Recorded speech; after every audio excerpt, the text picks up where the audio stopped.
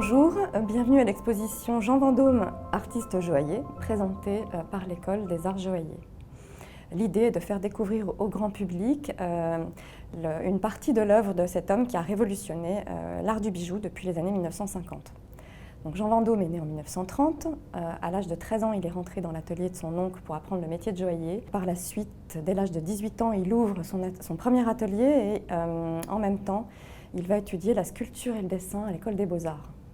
Il va aussi étudier la gémologie et va avoir une vision très jeune, très nouvelle en fait du bijou. Son but, ça va être de s'affranchir des règles, d'aller explorer en fait le monde des minéraux d'une manière complètement différente de ce que fait la joaillerie traditionnelle. Donc il va penser son œuvre d'une manière extrêmement personnelle et proposer aussi une nouvelle conception en fait de la beauté en joaillerie. Donc, dans cette première vitrine qui présente donc une sélection donc, de bagues assez révolutionnaires, je vous propose de m'arrêter sur cette bague ferret, très intéressante parce que donc, elle peut se porter en pendentif d'une part et d'autre part en bague. Donc vous voyez cette forme en fait qui s'articule, entièrement sertie de tourmaline.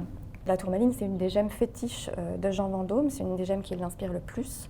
Souvent, il la travaille en tranches et il va la sertir de manière à ce que, quand la lumière passe à travers, on ait un peu l'impression d'un vitrail coloré.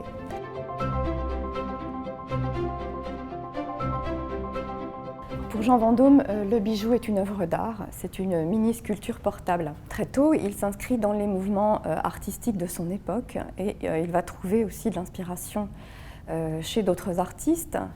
Il s'intéresse par exemple à l'art optico-cinétique, dont l'un des chefs de file est Victor Vasarely, pour notamment cette parure pendant d'oreilles et bagues en or lisse, poli, dans lesquels il met en volume en fait, les principes de l'art cinétique.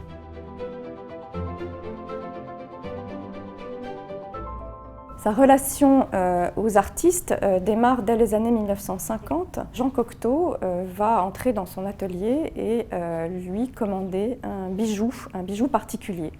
Il arrive avec une pépite d'or. Cocteau aime l'aspect brut, la texture de cette pépite et Jean Vendôme en fait, va réfléchir à la manière de reproduire l'effet visuel de la pépite en travaillant sur l'or fondu et martelé.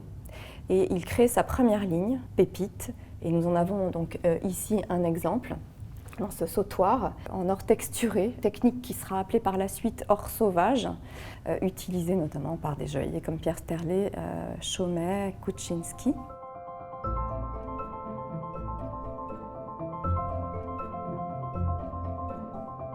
Les rencontres donc, vont jouer un rôle assez important dans la carrière en fait, de Jean Vendôme. L'une des rencontres probablement les plus importantes est celle avec Roger Caillois. Quand Roger Caillois va être nommé à l'Académie, il va évidemment demander à Jean Vendôme de créer son épée d'académicien. Que nous avons l'immense privilège en fait, d'avoir réussi à obtenir pour cette exposition, puisque cette épée est aujourd'hui conservée au Musée des Confluences de Lyon.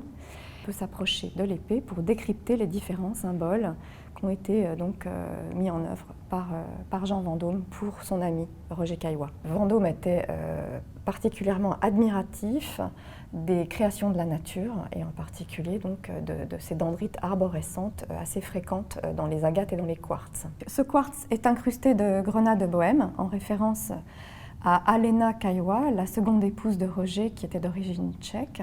Ces grenats forment le motif d'une pieuvre stylisée, symbole de l'intelligence pour Roger Caillois. La poignée est constituée d'une tourmaline, symbole du Brésil, pays où Roger Caillois se rendait souvent. Le tour de force de Jean Vendôme dans cette épée, c'est la lame, qui est partiellement évidée, comme vous pouvez le voir, sur toute une partie de la longueur, de manière à pouvoir constituer un vitrail de gemmes. Les épées ont souvent un côté un peu convenu et ennuyeux. Celle-ci est un véritable chef-d'œuvre.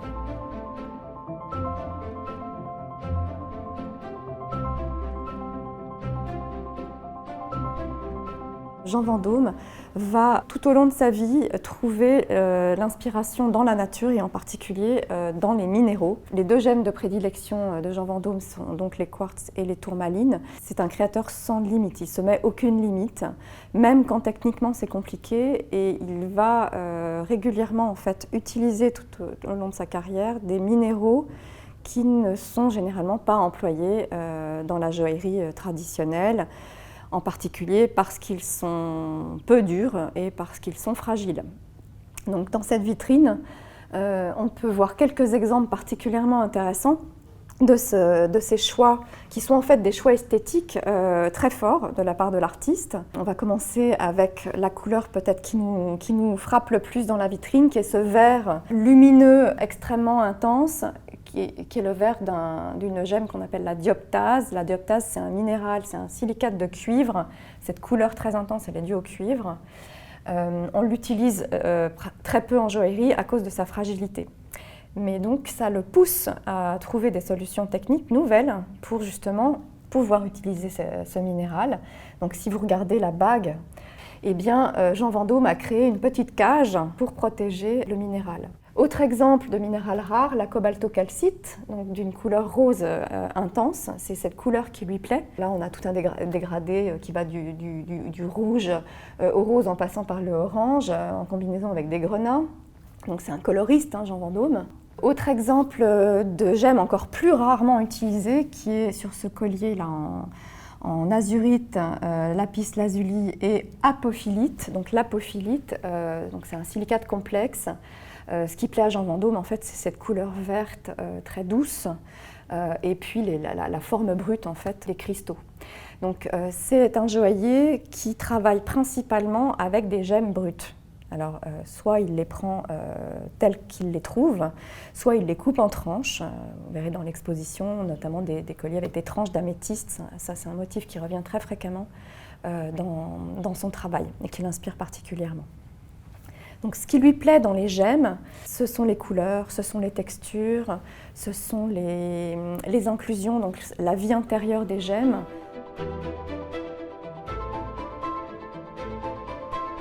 Ce qui lui parle, en fait, c'est la nature artiste. Alors, il s'inspire essentiellement des minéraux, mais les gemmes organiques aussi l'inspirent beaucoup, en particulier tout ce qui est perles, corail, nacre.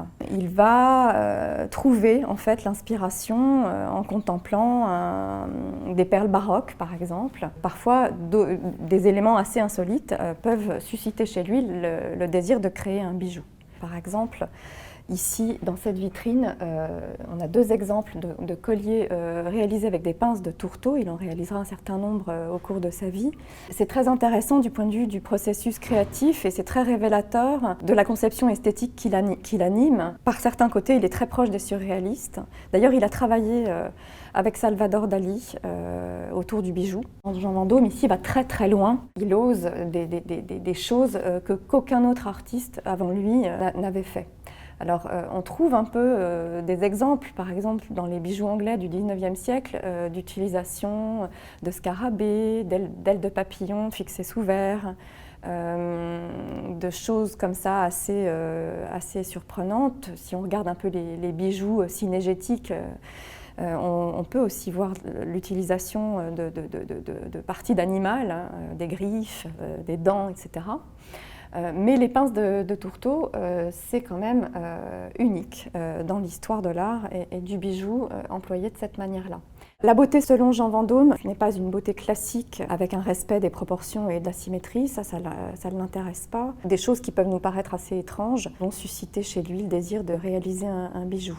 Ce qu'il cherche, c'est une beauté susceptible de susciter de l'émotion. Ces bijoux ne sont pas des pièces d'investissement qu'on va ranger dans un coffre. Ce sont des pièces qui sont faites pour être portées, puisque dès le départ, il pense à la relation du bijou au corps et toutes les innovations formelles, techniques, ces choix de matière iront dans le sens d'une création artistique portable par les femmes. L'objectif aussi de Jean Vendôme, c'est de réussir à magnifier des matériaux qui, en tant que tels, ne sont pas forcément considérés comme beaux, mais en les travaillant, en les combinant avec d'autres, en jouant sur les effets de matière, de texture, de couleur, il arrive à créer quelque chose de nouveau, de surprenant, d'émouvant. Donc effectivement, Jean Vendôme est un joaillier parce qu'il maîtrise parfaitement les techniques de travail du métal, les techniques de sertissage, mais dans l'utilisation qu'il en fait, c'est un pur artiste, un sculpteur du bijou.